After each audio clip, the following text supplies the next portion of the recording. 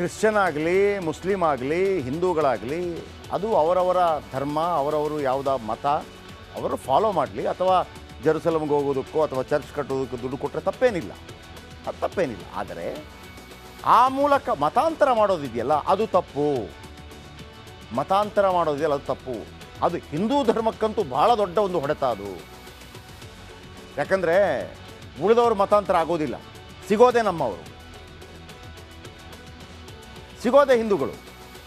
ಆಮೇಲೆ ಹಿಂದೂಗಳಲ್ಲಿ ಕೂಡ ಇರುವಂತಹ ಆ ಜಾತಿ ನಿರ್ಮೂಲನೆಯ ಸಮಬಾಳು ಸಮಪಾಲು ವ್ಯಾಖ್ಯಾನವನ್ನು ಹಿಂದೂಗಳು ಕೂಡ ಸರಿಕಟ್ಟಾಗಿ ಮಾಡೋದಿಲ್ಲ. ಅದರ ಲಾಭವನ್ನು ಪಡ್ಕೊಳ್ಳುವಂಥ ವ್ಯವಸ್ಥೆಗಳಾಗತ್ತೆ ಅಲ್ವಾ?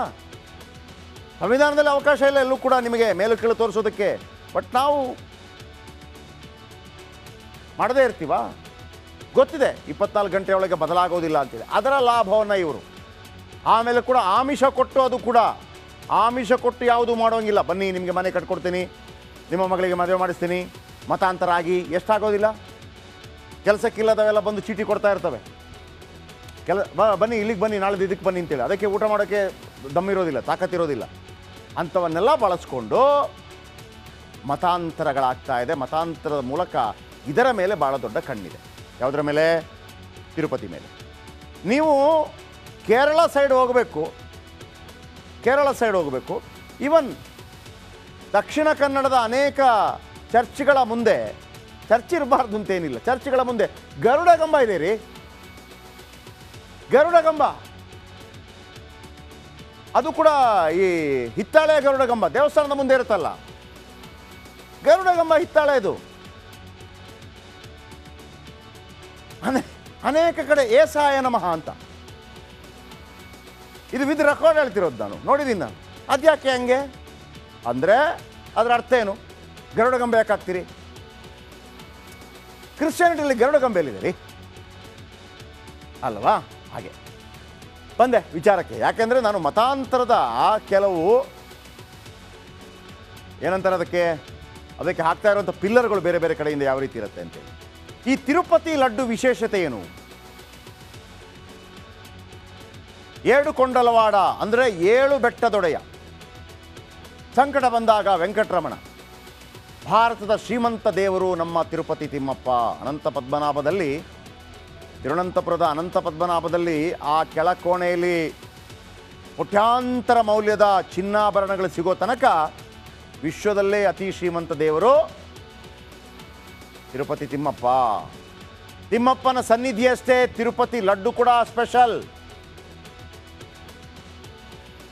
ನೀವು ತಿರುಪತಿ ತಿಮ್ಮಪ್ಪನ ದರ್ಶನ ಮಾಡಿದ ತನಕ ಲಡ್ಡು ಬಾಯಿಗೆ ಹಾಕದೇ ಇದ್ದರೆ ಅದು, ನಾನು ಹೇಳಿದ್ನಲ್ವಾ, ದರ್ಶನ ಪೂರ್ಣ ಆಗೋದಿಲ್ಲ. ತಿಮ್ಮಪ್ಪನ ದರ್ಶನದ ಬಳಿಕ ಲಡ್ಡು ಪಡೆದರೆ ಸಾರ್ಥಕ ಭಾವ. ತಿಮ್ಮಪ್ಪನ ದರ್ಶನ ಆದ ತಕ್ಷಣ ಅಲ್ಲಿ ಬೇರೆ ಎಲ್ಲ ಕೊಡ್ತಾರೆ. ಏನು ನಿಮಗೆ ಪುಳಿಯೋಗರೆ ಕೊಡ್ತಾರೆ, ಆಮೇಲೆ ತೀರ್ಥ ಪ್ರಸಾದ ಕೊಡ್ತಾರೆ, ಇನ್ನೇನು ತಮಿಳ್ನಾಡಿನ ಫುಡ್ಡು,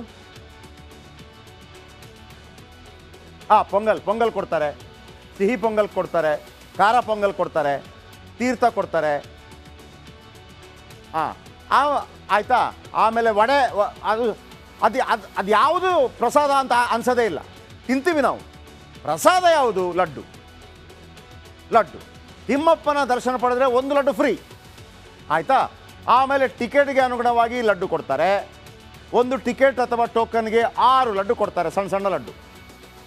ಅದರ ಒಂದು ವಿಶೇಷ ಪರಿಮಳ, ಅದರ ಒಂದು ಸ್ವಾದ, ಆ ಲಡ್ಡು ಪಡೆಯದಿದ್ದರೆ ತಿರುಪತಿಯ ಪ್ರವಾಸವೇ ಅಪೂರ್ಣವಾದಂತೆ. ಅಂದರೆ ಆ ಲಡ್ಡು ಸಿಕ್ಕಿದ್ರೆ ಮಾತ್ರ ತಿಮ್ಮಪ್ಪನಿಗೆ ಏನೋ ಖುಷಿ ಆಯ್ತೇನೋ, ನನ್ನ ದರ್ಶನ ಮಾಡಿದ್ದು ಅಂತ ಒಂದು ವಿನೀತ ಭಾವ. ಲಡ್ಡನ್ನು ಪಡೆಯಲು 29ಕ್ಕೂ ಹೆಚ್ಚು ಕೌಂಟರ್ ತೆರೆಯಲಾಗಿದೆ. 29ಕ್ಕಿಂತಲೂ ಹೆಚ್ಚು ಕೌಂಟರ್ ಅಲ್ಲಿದೆ. ಓಕೆ, ಈ ಲಡ್ಡಿಗೆ 300 ವರ್ಷಗಳ ಇತಿಹಾಸ ಇದೆ. ಅದರ ಬಗ್ಗೆ ಹೇಳ್ತೀನಿ. ಇಲ್ಲಿ ಭಾರಿ ಅಪಚಾರವಾಗಿದೆ. ತಿರುಪತಿಯ ಲಡ್ಡು ತಯಾರಿಸುವಾಗ ಘೋರ ಅಪಚಾರವಾಗಿದೆ. ಲಡ್ಡು ಪ್ರಸಾದವನ್ನು ಶುದ್ಧ ತುಪ್ಪದಲ್ಲಿ ತಯಾರಿಸಲಾಗತ್ತೆ. ಶುದ್ಧ ತುಪ್ಪದಲ್ಲಿ. ಸಾಧಾರಣವಾಗಿ ಈ ಶುದ್ಧ ತುಪ್ಪ ಅಂತೇಳಿ ನೀವು ಹೊರಗಡೆ ಹೋದರೆ KGಗೋ ಲೀಟ್ರಿಗೇನೋ 1000 ರೂಪಾಯಿನ ತಗೋತಾರೆ. ಆದರೆ ತಿರುಪತಿಯ ಲಡ್ಡು ತಯಾರಿಸಲು ಪ್ರಾಣಿ ಕೊಬ್ಬು ಬಳಕೆಯಾಗಿದೆ ಅನ್ನುವಂಥ ಆರೋಪ ಮತ್ತು ಲ್ಯಾಬ್ ರಿಪೋರ್ಟಲ್ಲಿ ಬಂದಿದೆ ಅನ್ನೋದನ್ನು ಚಂದ್ರಬಾಬು ನಾಯ್ಡು ಹೇಳಿದ್ದಾರೆ. ಪ್ರಸಾದ ರೂಪದಲ್ಲಿ ನೀಡುವ ಲಡ್ಡು ಕಲುಷಿತವಾಗಿದೆ.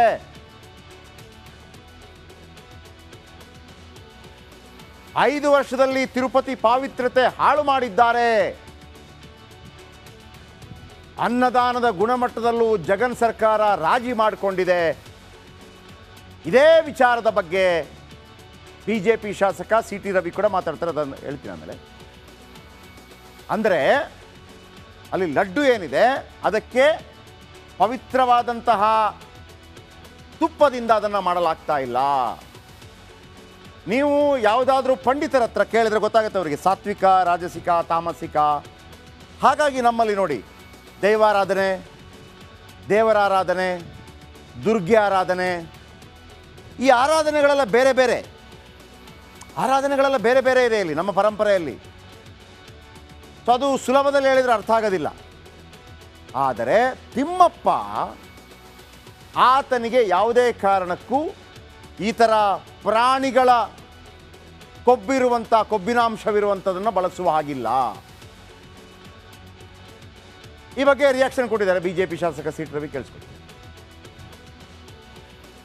ಹಸುವಿನ ತುಪ್ಪದ ಬದಲಿಗೆ ಅಲ್ಲಿ ಪ್ರಾಣಿಗಳ ಕೊಬ್ಬನ್ನು ಬಳಸಿ ಪ್ರಸಾದ ತಯಾರಿಸ್ತಿದ್ರು ಅನ್ನುವಂಥ ಮಾತು ಕೇಳಿಯೇ ಆಶ್ಚರ್ಯ ಮತ್ತು ಆಘಾತ ಎರಡೂ ಆಯಿತು. ಇಂಥ ಒಂದು ಧಾರ್ಮಿಕ ಶ್ರದ್ಧಾ ಕೇಂದ್ರದಲ್ಲಿ ಈ ರೀತಿ ಮಾಡುವ ಯೋಚನೆ ಆದರೂ ಹೆಂಗೆ ಬರುತ್ತೆ? ಯಾರಿಗೆ ಕಾಂಟ್ರಾಕ್ಟ್ ಕೊಟ್ಟಿದ್ರು? ಇದೆಲ್ಲವನ್ನೂ ಕೂಡ ಸ್ವಲ್ಪ ಗಂಭೀರವಾಗಿ ತನಿಖೆ ನಡೆಸಬೇಕು. ಕರ್ನಾಟಕ ಪ್ರೈಮ್ ಟೈಮ್ಗೆ ಸ್ವಾಗತ. ಯಾವುದಾದ್ರೂ ಒಂದು ದೇವಸ್ಥಾನಕ್ಕೆ ಹೋಗಬೇಕು ಅಂತಂದರೆ ಹೇಗೆ ಅಲ್ಲಿಗೆ ಹೋಗ್ತೀವಿ, ಗಾಡಿ ಮಾಡ್ಕೊಂಡು ಹೋಗ್ತೀವಿ, ಬಸ್ ಮಾಡ್ಕೊಂಡು ಹೋಗ್ತೀವಿ, ಪ್ರೈವೇಟಾಗಿ ಹೋಗ್ತೀವಿ, ನಡ್ಕೊಂಡು ಹೋಗ್ತೀವಿ, what ever it may be. ಎಷ್ಟೇ ದೊಡ್ಡ ಕ್ಯೂ ಇದ್ದರೂ ಕೂಡ ಲೈನಲ್ಲಿ ನಿಂತ್ಕೊಂಡ್ಬಿಡ್ತೀವಿ ಅಲ್ವಾ? ಯಾವುದೇ ದೇವಸ್ಥಾನ. ಆದರೆ ತಿರುಪತಿಗೆ ನೀವು ಹೋಗೋಕ್ಕಾಗಲ್ಲ. ನಾನು ಹೋಗ್ಬಿಟ್ಟೆ ಲೈನಲ್ಲಿ ನಿಂತ್ಕೊಂಡ್ಬಿಡ್ತೀನಿ, ಹಂಗಾಗದೇ ಇಲ್ಲ ಅಂತ. ಅಲ್ಲೊಂದು ಸಿಸ್ಟಮೇ ಬೇರೆ. ಟಿಕೆಟ್ ತಗೋಬೇಕು, ಬುಕ್ಕಿಂಗ್ ಮಾಡಿರಬೇಕು. ಆಮೇಲೆ ನೀವು ಲೈನಲ್ಲಿ ಹೋಗಬೇಕಾಗಿದ್ರೂ ಕೂಡ ಬೇರೆ ಬೇರೆ ರೀತಿಯ ವ್ಯವಸ್ಥೆಗಳಿದೆ ಅದಕ್ಕೆ. ಆಮೇಲೆ ತಿರುಪತಿ ತಿಮ್ಮಪ್ಪನನ್ನು 7 ಬಾಗಿಲುಗಳಿರುತ್ತೆ. 7 ಬಾಗಿಲುಗಳ ದೂರದಿಂದ ನೋಡ್ತೀವಿ, 3 ಬಾಗಿಲಿಂದ ನೋಡ್ತೀವಿ, ಹತ್ತಿರದಿಂದ ನೋಡ್ತೀವಿ, ಬ್ರೇಕ್ ದರ್ಶನ, ಮಗದೊಂದು ಬೇರೆ ಬೇರೆ ರೀತಿಯಲ್ಲಿದೆ. ತಿರುಪತಿ ತಿಮ್ಮಪ್ಪನ ದರ್ಶನವಾದ ನಂತರ ತಿರುಪತಿ ತಿಮ್ಮಪ್ಪನ ಪ್ರಸಾದವಾಗಿರುವಂಥ ಲಡ್ಡು ಸಿಗದೇ ಇದ್ದರೆ ಹೇಗೆ ಸತ್ಯನಾರಾಯಣ ಪೂಜೆ ಆದ ನಂತರ ಸಪಾತ ಭಕ್ಷ ಕೊಡ್ತಾರಲ್ಲ, ಅದು ಸ್ವೀಕಾರ ಮಾಡದೇ ಇದ್ದರೆ ಕಂಪ್ಲೀಟ್ ಆಗೋದಿಲ್ವಂತೆ ಸತ್ಯನಾರಾಯಣ ಪೂಜೆ. ಹಾಗೆಯೇ ತಿರುಪತಿ ತಿಮ್ಮಪ್ಪನ ದರ್ಶನವಾದ ನಂತರ ವಿಶ್ವಪ್ರಸಿದ್ಧವಾದಂತಹ ಲಡ್ಡು ತೆಗೆದುಕೊಂಡು ಅದು ಕೂಡ ಅಲ್ಲಿ ತಿನ್ನೋದಿಲ್ಲ ಕೆಲವರೆಲ್ಲ, ಅದನ್ನು ಹಾಗೇ ಮನೆಗೆ ತಗೊಂಬಂದು ದೇವರ ಕೋಣೆಯಲ್ಲಿಟ್ಟು ಮತ್ತೆ ಪೂಜೆ ಮಾಡಿ ಆಮೇಲೆ ತಿಂತಾರೆ. ದೇವಸ್ಥಾನಕ್ಕೆ ಹೋಗಿ ಬರಲಿ, ಮತ್ತೊಂದು ಮನೆಯಲ್ಲಿ ಅದು ಇದ್ದರೆ ಕೆಲವರು ನಾನ್ ವೆಜ್ ತಿನ್ನೋರು ಕೂಡ ನಾನ್ ವೆಜ್ ಮಾಡೋದಿಲ್ಲ. ಹಾಗಂತ ಇದು ನಾನ್ ವೆಜ್ ಪ್ರಶ್ನೆ ಅಲ್ಲ ನಾನು ಹೇಳಿದ್ದು. ನಮ್ಮ ಭಾರತ ದೇಶದಲ್ಲಿ ಸಾತ್ವಿಕ, ರಾಜಸಿಕ, ತಾಮಸಿಕ ಆಹಾರ ಪದ್ಧತಿ ಇದೆಲ್ಲ ಬೇರೆ ಬೇರೆ. ಅದು ಭಾಳ ದೀರ್ಘ ಇದೆ, ಅದು ಆಮೇಲೆ ಮಾತಾಡೋಣ. ಈಗ ತಿರುಪತಿ ಕೋಟ್ಯಾಂತರ ಭಕ್ತರ ಆರಾಧ್ಯ ದೈವ. ನೀವೆಲ್ಲರೂ ಒಮ್ಮೆ ಆದರೂ ತಿರುಪತಿಗೆ ಹೋಗಿರ್ತೀರಾ, ತಿಮ್ಮಪ್ಪನ ಲಡ್ಡು ಪ್ರಸಾದವನ್ನು ಸೇವನೆ ಮಾಡಿರ್ತೀರಾ.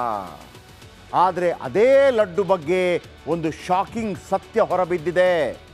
ಇದನ್ನು ಎಲ್ಲಿ ರಿಪೋರ್ಟ್ ತಗೊಂಡಿವಿ ಅಲ್ಲ, ಆ ರಾಜ್ಯದ ಮುಖ್ಯಮಂತ್ರಿ ಆಗಿರುವಂಥ ಚಂದ್ರಬಾಬು ನಾಯ್ಡು ಅವರು ತಿರುಪತಿ ಲಡ್ಡುವಿನಲ್ಲಿ ದನದ ಕೊಬ್ಬಿನ ಅಂಶ ಇದೆ ಅನ್ನೋದನ್ನು ಲ್ಯಾಬ್ ರಿಪೋರ್ಟ್ ಬಯಲು ಮಾಡಿದೆ ಅನ್ನುವಂಥ ವಿಸ್ಫೋಟಕ ಹೇಳಿಕೆಯನ್ನು ಕೊಟ್ಟಿರುವಂಥದ್ದು ಕೋಟ್ಯಾಂತರ ಭಕ್ತಾದಿಗಳಿಗೆ ಒಂದು ರೀತಿಯಲ್ಲಿ ದಿಗಿಲನ್ನು ಉಂಟು ಮಾಡಿದೆ. ಬನ್ನಿ ಇದರ ಬಗ್ಗೆ ಒಂದು ರಿಪೋರ್ಟ್ ನಿಮ್ಮ ಮುಂದೆ.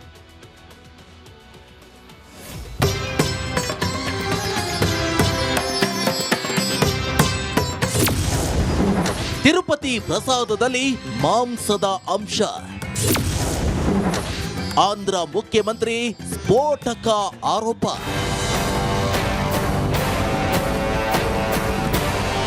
ಹಿಂದೂಗಳ ನಂಬಿಕೆಗೆ ಕೊಡಲಿಪೆಟ್ಟು ಬೀಳುವಂತಹ ಆರೋಪವನ್ನ ಆಂಧ್ರ ಪ್ರದೇಶದ ಹಾಲಿ ಮುಖ್ಯಮಂತ್ರಿ ಚಂದ್ರಬಾಬು ನಾಯ್ಡು ಮಾಡಿದ್ದಾರೆ. ಹಿಂದಿನ ವೈಎಸ್ ಜಗನ್ಮೋಹನ್ ರೆಡ್ಡಿ ಸರ್ಕಾರದ ಅವಧಿಯಲ್ಲಿ ತಿರುಪತಿ ವೆಂಕಟೇಶ್ವರ ದೇವಸ್ಥಾನದಲ್ಲಿ ಪ್ರಸಾದವಾಗಿ ನೀಡುವ ಲಡ್ಡುಗಳನ್ನ ತಯಾರಿಸಲು ಪ್ರಾಣಿಗಳ ಕೊಬ್ಬನ್ನ ಬಳಸಲಾಗ್ತಿದೆ ಅಂತ ఆరోపిಸಿದ್ದಾರೆ. కడాన తిరుమల లడ్డు కూడా నాసి రకం. నాకైతే ఆశ్చర్యం వేస్తుంది. ఎన్ని కంప్లైంట్ చేసినా కడాన వెంకటేశ్వర స్వామి పవిత్రతను దెబ్బతీశారు. ఎన్నోసార్లు చెప్పాం. అక్కడ ఎంత దుర్మార్గంగా ప్రయత్నం చేశారంటే అంత దుర్మార్గంగా ప్రవర్తించారు. కడాన అన్న దానంలో క్వాలిటీ ఆఫ్ ఫుడ్ లేకుండా చేశారు. దేవుని దగ్గర పెట్టే ప్రసాదం అపవిత్రం చేసే విధంగా ఓసారి బాధేస్తుంది. నాసి రకమైన ఇంగ్రీడియంట్సే కాకుండా ఎనిమల్ ఫ్యాట్ కూడా వాడారని, ఏది గీకు బదులు. ఈరోజు స్వచ్ఛమైన గీ తెమన్నాం, ప్రక్షాళన చేయమన్నాం. నాణ్యత పెరిగింది, ఇంకా కూడా నాణ్యత పెంచుతాం. అల్టిమేట్గా వెంకటేశ్వర స్వామి మన రాష్ట్రంలో ఉండడం మనందరి అదృష్టం. ದೇಗುಲ ಪಾವಿತ್ರ್ಯತೆ ಹಾಳು ಮಾಡ್ತಿರೋದೇಕೆ ನಾಯ್ಡು? ವೈಎಸ್ಆರ್ ಕಾಂಗ್ರೆಸ್ ಪಾರ್ಟಿಯ ನಾಯಕರು ಈ ಆಪಾದನೆಯನ್ನ ತಳ್ಳಿ ಹಾಕಿದ್ದಾರೆ. ಮುಖ್ಯಮಂತ್ರಿ ಸ್ಥಾನದಲ್ಲಿ ಕುಳಿತ ವ್ಯಕ್ತಿಯಿಂದ ಬೇಜವಾಬ್ದಾರಿ ಹೇಳಿಕೆ ನಿರೀಕ್ಷಿಸಿರಲಿಲ್ಲ. ಅಸಲಿಗೆ ತಿರುಪತಿ ದೇವಾಲಯದ ಪಾವಿತ್ರ್ಯತೆಯನ್ನ ಹಾಳು ಮಾಡ್ತಿರೋದೇಕೆ ಚಂದ್ರಬಾಬು ನಾಯ್ಡು ಅಂತ ರಾಜ್ಯಸಭಾ ಸದಸ್ಯ ವೈವಿ ಸುಬ್ಬಾರೆಡ್ಡಿ ತಿರುಗೇಟ್ ನೀಡಿದ್ದಾರೆ. ఎవరైతే మాట్లాడారో దీనిపై వాళ్ళు స్పందించాలి. వాళ్ళ దగ్గర ఏమైనా ఆధారాలు ఉంటే నిరూపించాలి. లేకపోతే తప్పకుండా దీనిపై డిఫామేషన్ కేసు వేసేదానికి అన్ని విధాల ఏర్పాట్లు చేస్తాం. ఇక్కడేదో మన హైకోర్టులోనో ఇంకో హైకోర్టులోనో కాకుండా, ఎందుకంటే స్వామివారి భక్తులు ప్రపంచవ్యాప్తంగా ఉన్నారు కాబట్టి దీన్ని అవసరమైతే సుప్రీంకోర్టులో కూడా దీనిపై కేసేసే కార్యక్రమం చేస్తామని చెప్పి ఈ సందర్భంగా తెలియజేస్తున్నాం. ತಿರುಪತಿ ತಿಮ್ಮಪ್ಪನ ಒಡಲಲ್ಲೇ ಇಂತಹ ಘೋರ ಅಪಚಾರ ನಡೆದಿದ್ರೆ ಆತನೇ ತಪ್ಪಿತಸ್ಥರನ್ನ ಶಿಕ್ಷಿಸಬೇಕಿದೆ. Bureau report, republic Kannada.